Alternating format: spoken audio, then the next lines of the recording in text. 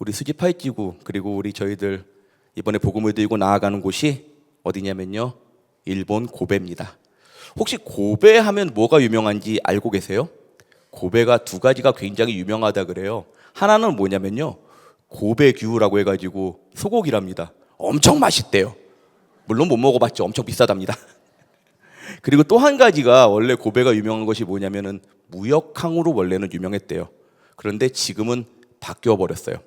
이것은 과거 그들이 겪었던 큰 아픔과 관련이 있습니다. 아마 아실 겁니다. 바로 지진이죠. 기억하시는 분들 계시겠지만 1995년 1월에 한신 대지진이라고 하는 아주 큰 지진이 고베를 중심으로 한 효고현 남부를 강타했던 일이 있었습니다. 그 사진이 이 사진이에요. 아마 보신 적 있으시죠? 저기 지금 옆으로 누워 있는 게 뭐냐면요, 고베 고가입니다. 고가도로가 지금 누워 있는 거예요. 맞지? 그래서 무슨 약간 신비한 사진처럼 이렇게 보이죠. 이 피해가 얼마나 컸었냐면은 원래 80년대까지 고베가 세계 4위의 무역항이었다고 합니다. 제가 지난번에 어떤 시니어 장로님 말씀하시는데 우리나라에 있는 무역선도 대부분 고베를 거쳤었다 그래요. 그런데 이 지진 이후에 얼마나 지진이 컸냐면은 50위권 밖으로 밀려나고, 그리고 더 이상 무역항이 아니라 그냥 관광 항구로 바뀌어 버리는 그런 모습으로 많이 변화가 되어 버렸다고 합니다.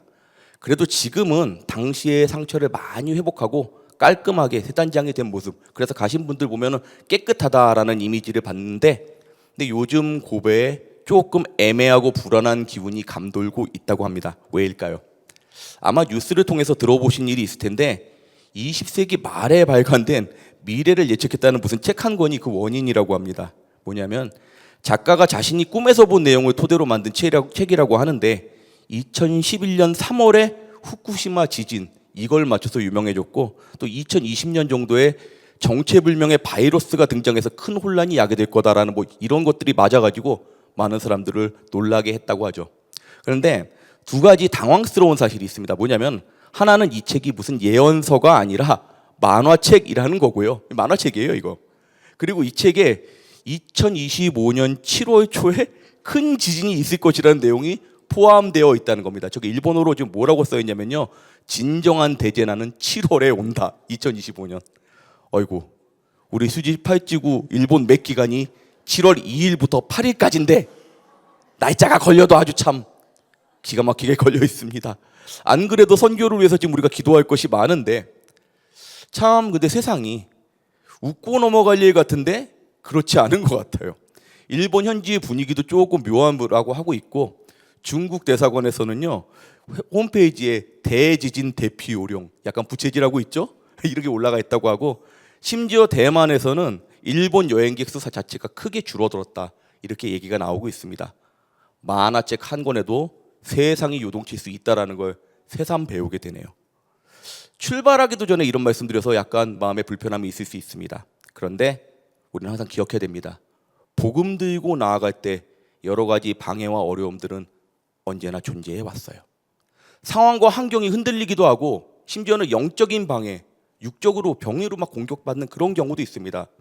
그런데 그럼에도 불구하고 우리는 기꺼이 그 땅을 향해 나아갈 것입니다. 왜일까요? 우리 서로를 보시면서 이렇게 인사하시겠습니다. 우리에게 복음의 능력이 함께하기 때문입니다. 아멘이신가요?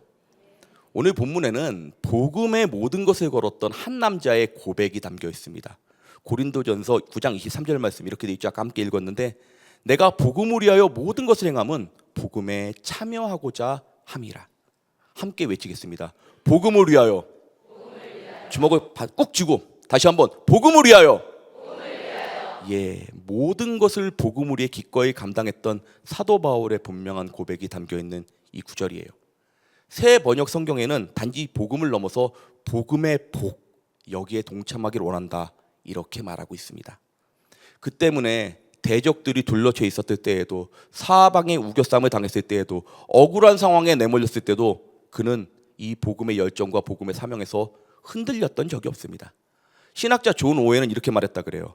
사람이 추구하는 것이 그 사람을 이끌어간다. 그렇게 말한다면 사도 바울은 오직 복음을 위해서, 오직 복음을 향해서만 달려갔던 그런 사람입니다. 복음에 부름받고 복음을 위해 살다가 복음 때문에 죽었던 사람.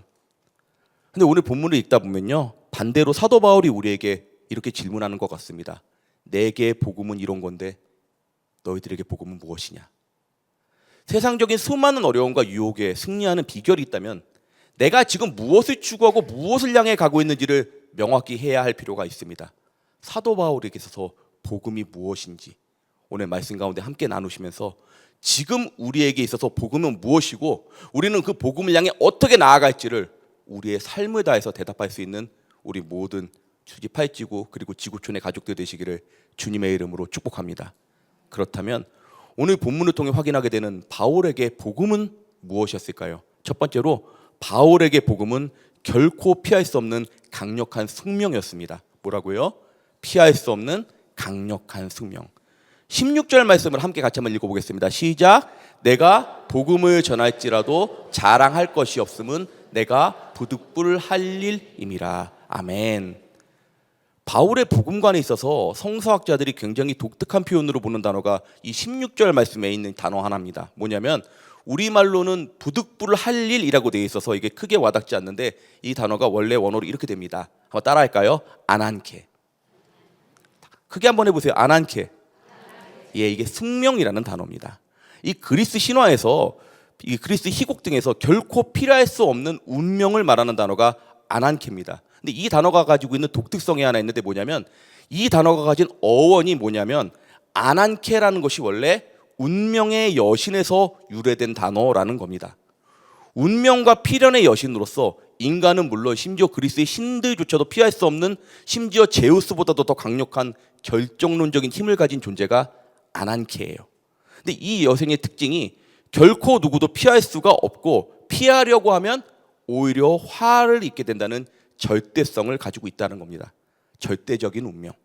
그래서 16절 후반부 보시면 아니하면 내게 화가 있을 것이다 이렇게 되어 있잖아요. 이 내용과도 맞아떨어지죠. 안한케.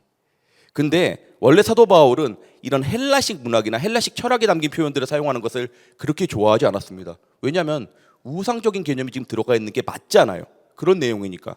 근데 그럼에도 불구하고 사도 바울이 복음에 대한 관점을 설명하면서 굳이 안한케라는 단어를 사용하고 있습니다. 왜냐하면 사도 바울이 이 단어를 성경에서 몇 번 사용한 적이 있는데 그때는 거의 반드시 확정적으로 자신의 뜻을 넘어서서 이루어져야 하는 것, 거기에 이 안한케를 사용했다는 겁니다. 결코 피할 수 없는, 반드시 해야만 하는 내 뜻을 넘어 이루어져야 하는 일.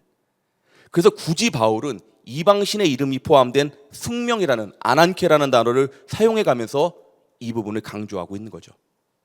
과거의 바울에게 있어서도 굉장히 중요하고 소중하다고 생각했던 많은 것들이 있었습니다. 이게 빌립보서 3장 5절 6절 말씀에 이 부분이 있는데 한번 읽어보겠습니다. 함께 읽습니다.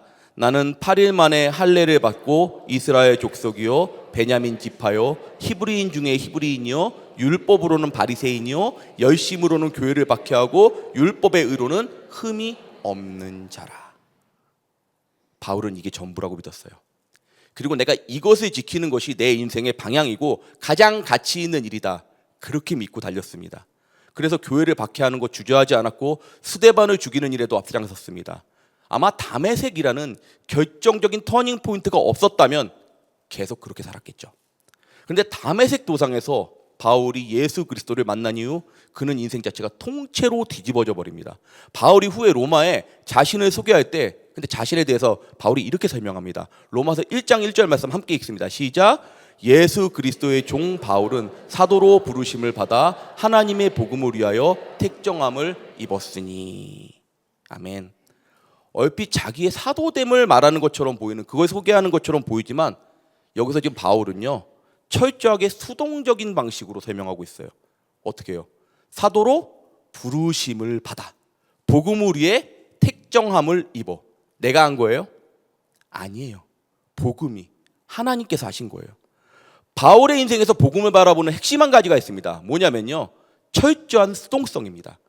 내가 잘해서 얻은 것이 아니라 심지어 나는 복음의 방해자였는데 이 복음이 그리스도의 사랑이 나를 쫓아왔고 나는 거기에 잡힌 거다.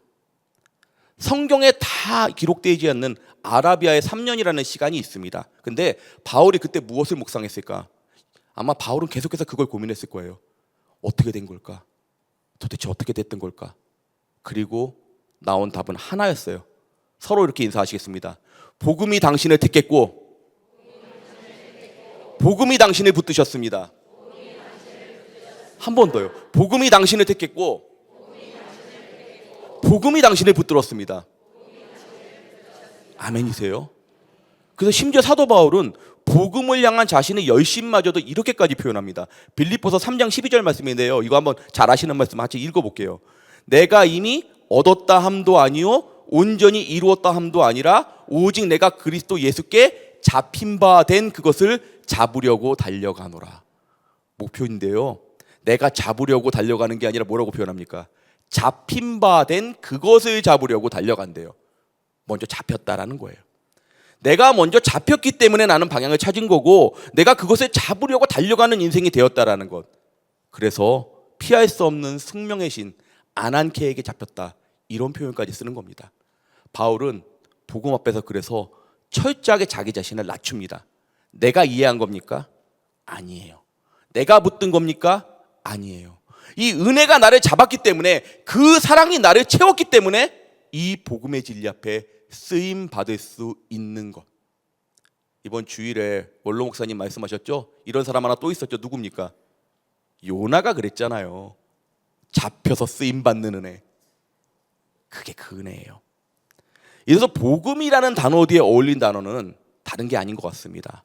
최선, 노력, 그럴싸합니다.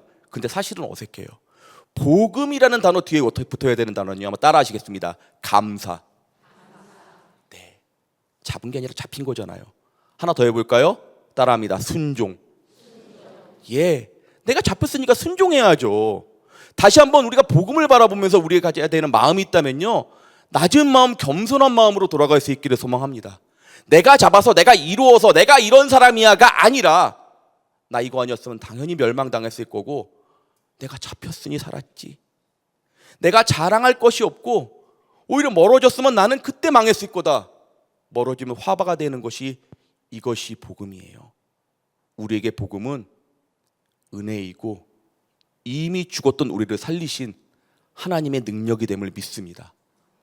이 복음의 택하심에 다시 한번 감사해야 될 줄 믿습니다. 그리고 이 복음의 택하심 결코 피할 수 없는 숙명이라는 것을 기억하시기 바랍니다. 우리는 그 복음 위에 나아가는 겸손하게 나아가야 될 그런 종들이 됨을 믿습니다. 다시 한번 우리 이렇게 인사하시겠습니다. 복음이 우리를 택했습니다. 옆에 한번 보시면서 이렇게 인사하세요. 도망 못 가요. 그렇다면 오늘 본문을 통해서 확인하게 되는 바울에게 복음은 어떤 것입니까? 두 번째로요. 바울에게 복음은 노예됨마저 기뻐할 만한 사명이었습니다. 어떤 사명이요? 노예됨마저 기뻐하는 사명. 17절과 18절 말씀을 함께 읽습니다. 시작. 내가 자의로 이것을 행하면 상을 얻으려니와 내가 자의로 아니한다 할지라도 나는 사명을 받았노라.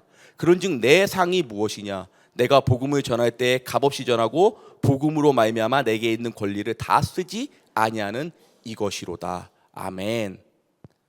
우리가 세상에서 특히 현대에 무엇인가를 하려고 그러면 제일 먼저 맞는 것은 계약입니다. 내가 이것을 한 만큼 당신은 이것은 내게 주시오. 기브 앤 테이크의 원리가 되죠. 그래서 노동과 보상이 교환이 되는 겁니다. 그래서 이렇게 받는 걸 보수 혹은 삭이라고 표현을 하죠. 근데 조금 전에 말씀드린 대로 바울은 복음을 택한 것이 아니라 복음에 어떻게 된 거예요? 잡혔죠. 붙들린 겁니다. 붙들린 게 맞아요. 잡힌 겁니다. 그리고 복음을 전하지 않으면 안 되는 삶이 됐습니다. 근데 이렇게 되면요, 그에게 있어서 보상으로서 확정되는, 처음에 계약이 아니었잖아요. 잡힌 거였잖아요. 확정되는 것이 없습니다. 붙잡혀서 계약도 없이 무조건적으로 맡겨진 일을 해야 하는 삶. 혹시 한 단어로 이런 사람이나 이런 존재를 뭐라고 하는지 아세요? 그렇죠. 노예. 답 나왔습니다. 노예죠. 일을 하면서 보수를 받는 계약 관계가 아니라 잡혀서 대가도 없이 헌신하는 거. 혹시 이런 삶을 원하십니까? 사실 누구도 원하기는 쉽지 않은데 이런 삶을 원하는 경우가 있었어요. 아마 들어본 일이 있으실 겁니다. 뭐냐면 이스라엘은 종이라고 하더라도 7년이 지나면 해방이 되는 것이 맞습니다. 그래서 자유를 얻게 해주는데 이 노예가 주인이 너무 좋아요. 그래서 나는 이 주인을 평생 섬기기를 원한다. 그럼 한 가지를 해야 됩니다. 들어보셨죠? 무슨 일 하는지. 귀를 뚫는 거예요. 나는 이 주인이 너무 좋아서 내 모든 권리를 다 내려놓고 노예로서 앞으로도 기꺼이 이 주인과 함께 할 겁니다. 내 삶이 다하는 날까지. 그래서 나는 이 귀를 뚫는 고통마저도 감내하겠습니다. 17절에 아까 이 단어가 있었죠. 따라할까요? 사명. 예, 이 단어가 원어로 오이코노미아라고 하는데 이 단어가 어떤 의미냐면요. 사명과 직분이라는 뜻이 있고요. 원어적인 의미는 귀 뚫린 영구 노예입니다. 그게 오이코노미아예요. 바울은 그것이 되길 원한 거예요. 이 정도, 근데 여쭤볼게요. 내가 주인 입장에서 이 정도의 노예라면 어떻게 보이겠어요? 자유를 준다고 해도 괜찮아요. 저는 주인님과 함께 할 거예요. 어떤 존재예요? 가장 먼저 이쁘죠. 얼마나 이뻐요. 그리고 또 뭘까요? 가장 믿을 만한 존재라는 겁니다. 그래서 주인은 이런 노예를 편하게 대하고 자신의 경제와 집안 살림 등 가장 중요한 것을 그 노예에게 맡겼다 그럽니다. 아까 오이코노미아라고 그랬잖아요. 이 단어에서 영어 단어가 하나 나오는데 뭐냐면은 이코노미라는 단어가 나옵니다. 이게 경제라는 뜻이죠. 그래서 이어지게 되는 거예요. 바울이 말하는 상이라는 것이 이겁니다. 세상에서 쫓을 만한 좋은 것들 난 다 포기하고 가장 사랑하는 예수 그리스도의 복음에 붙잡혀서 기꺼이 이 복음을 위한 영원한 노예됨조차 나는 마다하지 않겠습니다. 그럼 대체 뭘 얻는다는 거죠? 말 그대로 오직 복음을 위한 인생이 된다는 거예요. 이해가 되십니까? 바울에게 있어서 복음은 그 자체로 목적이고 기쁨이고 사명이 된다라는 겁니다. 근데 바울이 정말 권리가 없었을까요? 바울에게 권리가 있었어요. 바울은 사도라는 칭호가 있었습니다. 사도라는 칭호가 가벼운 것이 결코 아니에요. 오늘 본문인 고린도전서 9장의 원래 목적은 이겁니다. 내가 누릴 수 있었던 사도로서의 권리에 대한 변증. 내가 사도가 맞다. 왜냐면 물어봤거든요. 당신이 정말 사도 맞습니까? 예수님 십자가에 달린 다음에 오신 당신이 무슨 사도입니까? 그런데 나는 정말 사도가 맞다. 다메섹 도상에서 예수 그리스도를 만났다. 나는 그리고 복음에 잡혔다. 그래서 사실은 사도의 권리가 있는데 바울은 뭐라고 말하냐면요. 나는 그것조차 내려놓기를 원한다. 복음을 위해 누릴 수 있는 기본적인 권리조차 포기하고 포기하는 그것이 내가 만든 상이다 라고 말하는 거. 이게 무슨 뜻인지 이해가 되세요? 제가 처음에 이 말씀을 듣고요. 이게 무슨 말인지 도대체 이해가 되질 않았어요. 아니 그래서 이게 어떻게 상이 된다는 건데 내가 말씀을 잘못 읽은 건가? 아니면 이게 성경 번역본이 조금 이상하게 이게 좀 얽혀 있는 건가? 바울이 정말 원하는 것이 뭐지? 근데 바울이 추구하는 이 귀뚫린 노예됨의 사명이라는 단어를 묵상하면서 이 의미를 다시 한번 되새겨 보게 되었습니다. 제가 이해 못한 것은 단어적인 의미가 아니라 바울의 마음 그 자체였던 겁니다. 한마디로 바울은 이 복음 자체에 귀가 뚫려 있기를 원했던 거예요. 귀 뚫린 노예가 이것 때문에 무엇을 따로 얻게 되면 자발적 영구 노예라고 할 수가 없잖아요. 난 그것조차도 안 받고 오직 복음의 오이코노미아 그리스도의 진짜 노예가 되기를 원한다. 내게는 그게 상이고 난 그게 가장 자랑스럽다. 그러고 나니까 다음 구절들이 좀 이해가 되더라고요. 나는 어차피 복음의 노예이니까 모든 사람의 종도 될 수 있어요. 모두에게 나는 맞춰줄 수 있습니다. 율법이 있든 율법이 없든 상관이 없습니다. 복음을 위해서 나는 그들을 기꺼이 섬길 수 있습니다. 나는 복음의 영구 노예니까. 보수도 필요 없고 우리 주인만 기뻐하신다면 복음의 목적만 이루어진다면 나한테는 그게 상이에요. 그러다 보니까 바울이 누군가를 더 깊이 닮을 수밖에 없는 겁니다. 세리를 위해서 누구와 함께 했어요? 세리와 함께하고 아파하는 이들이 있으니까 누가 쳐다보든 안 쳐다보는 안식일의 율법도 다 무시하고 그 병부터 고쳐주신 사랑을 보이신 누구세요? 그러니까 예수님을 닮은 거예요. 진정한 노예됨을 소망을 하니 그 주인과 가장 닮은 밀접한 존재가 될 수 있었다라는 겁니다. 복음을 향한 우리의 마음은 어떻습니까?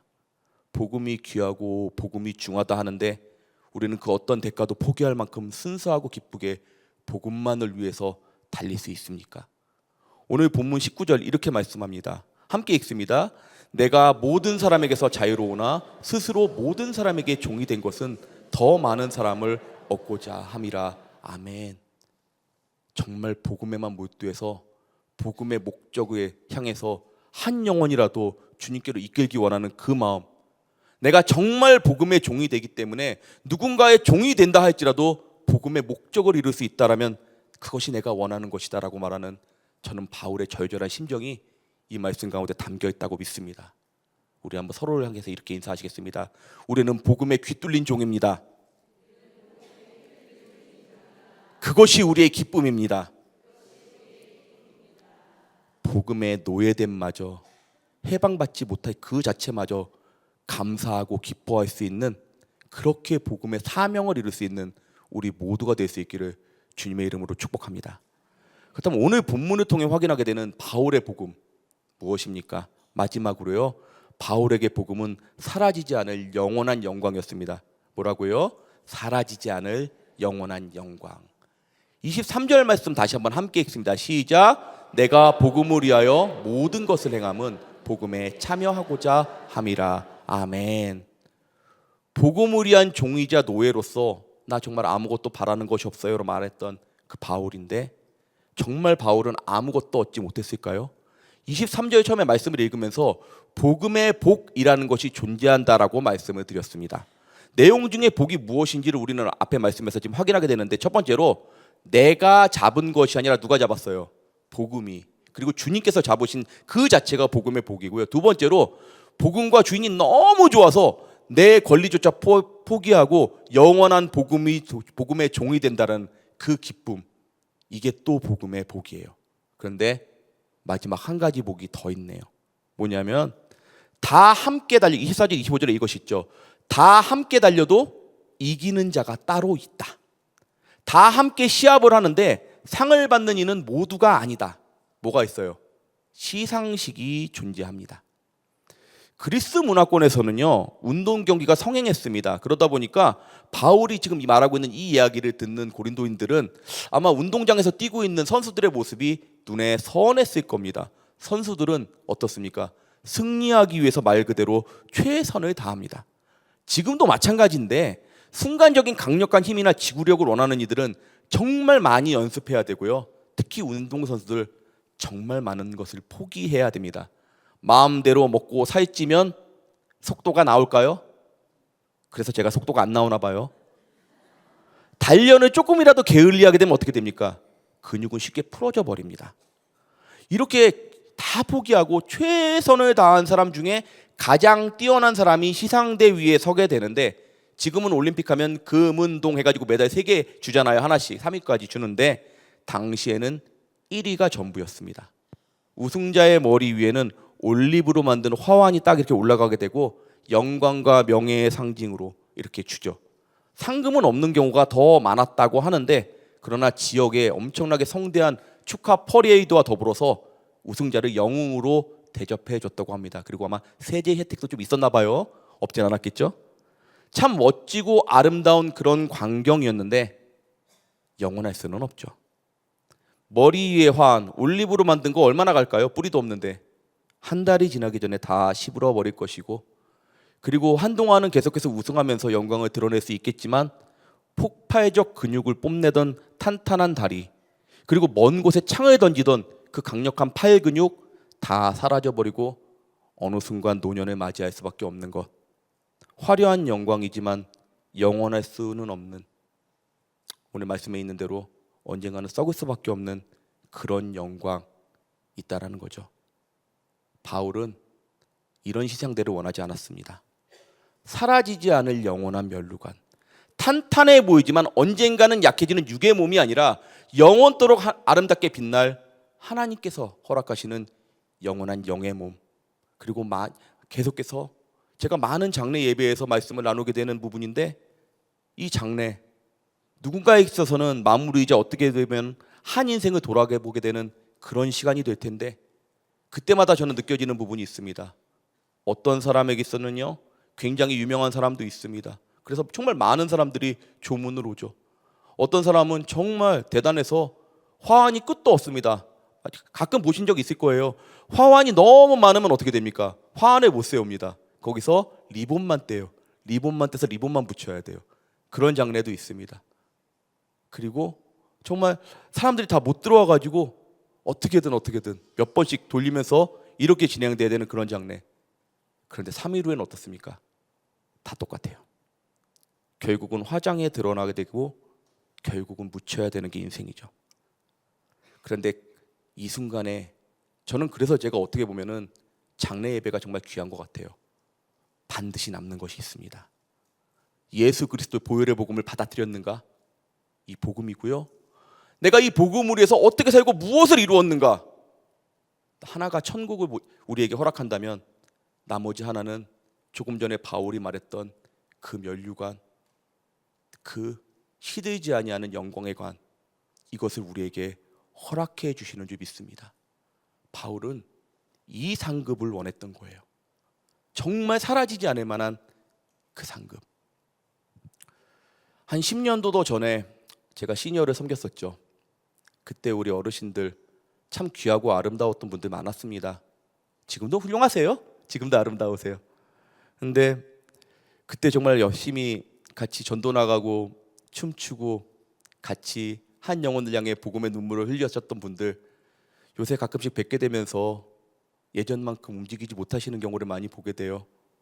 육신 정말 많이 쇠약해지셨고 저도 모르게 더욱더 기도가 나오는 경우도 있었고, 그리고 얼마 전에 한 분 요양원에서 뵀을 때 귀가 안 들리시고 눈이 잘 안 보이셔서 아마 저 알아보실 수도 있었을 텐데 어떻게 해도 근데 본인은 열심히 말씀을 하세요.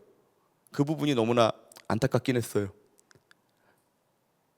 예, 맞습니다. 육신은 약해질 수밖에 없어요.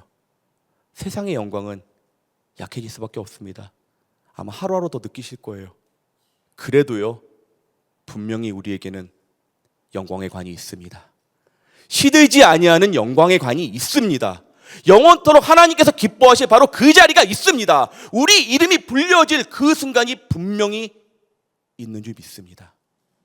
그리고 그 시간은요, 더 이상 흘러가는 시간이 아니라 영원토록 빛나는, 이 땅에서는 우리는 경험할 수 없는 영원한 영광의 자리가 되는 줄 믿습니다. 복음에 붙들리니 바울에게 이게 보인 겁니다.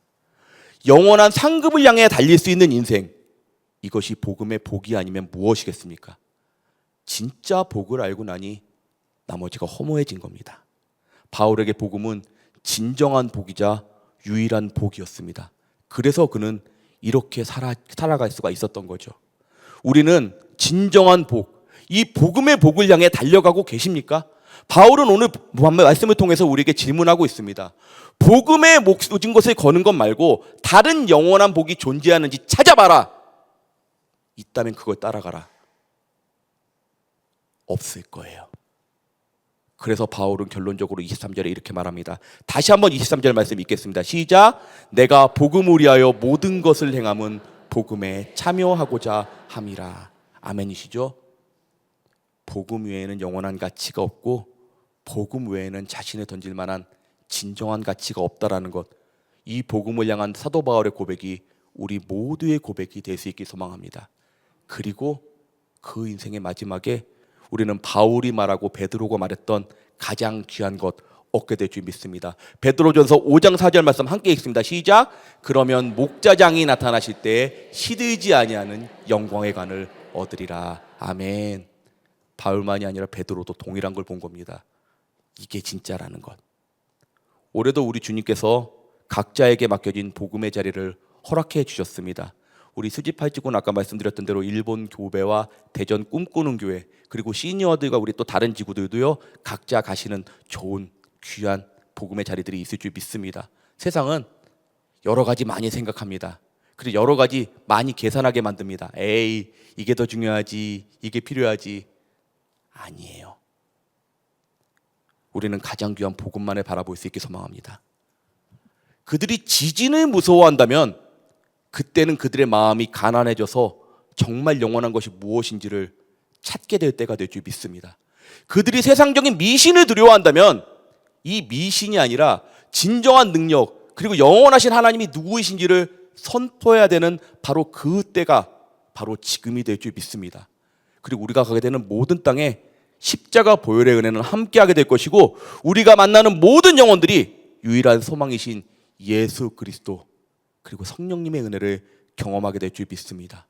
지금 우리가 기도로 준비할 수 있길 소망합니다. 그 이름을 위해서 그 복음을 위해서 한 걸음을 내딛는 자들에게 주님은 반드시 함께 하시고 역사해 주시며 귀하게 사용하시다가 가장 귀한 그날에 우리에게 너무나 귀하고 은혜로운 상급을 허락해 주실 줄 믿습니다. 그래서 바울에게 복음은 피할 수 없는 것이었고 유일한 것이었으며 종이됨도 기뻐할 만한 완전한 목적이 되었음을 믿습니다. 이제 다시 한번 세상을 향해 나아가는 우리 모두에게 이렇게 질문해 볼 수 있게 소망합니다. 나는 지금 무엇을 위해서 나아가고 있는가? 그리고 지금 바울이 말했던 이 복음은 나에게 무엇인가? 이 질문에 우리 삶을 다해 우리의 순종을 다해 답을 올려드리며 하나님 앞에 영광 돌릴 수 있는 우리 모든 지구촌 가족들 그리고 우리 수지 8지구 가족들 되시기를 주님의 이름으로 축복합니다.